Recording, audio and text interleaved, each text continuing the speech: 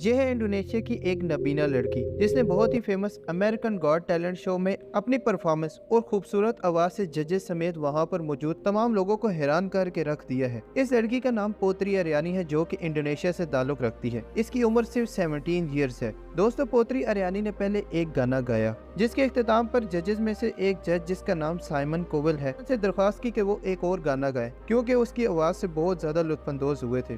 जिसके बाद पोत्री ने एक और गाना पेश किया। ये गाना फेमस सिंगर एल्टन जॉन का था जिसका नाम sorry seems to be the hardest word था। जिसकी परफॉर्मेंस के बाद वहां पर मौजूद तमाम लोगों ने अपनी कुर्सी पर खड़े होकर इन्हें दाद दी और उनमें से कुछ ऑडियंस ऐसी भी थी जो कि परफॉर्मेंस से मुतासर होकर रो पड़ी। दोस्तों, जज साइमन कोवल इनकी परफॉर्मेंस से इस कदर मुतासर हुआ कि उन्होंने गोल्डन बजर दबा दिया। गोल्डन बजर उन कंटेस्टेंट्स के लिए दबाया जाता है जिनको लाइव परफॉर्मेंस के लिए सिलेक्ट किया जाता है। अरियानी ने अपनी शानदार परफॉर्मेंस से पहले जजेस को ये बताया था कि उनका एक ख्वाब है कि वो सिंगिंग में अपना कैरियर शुरू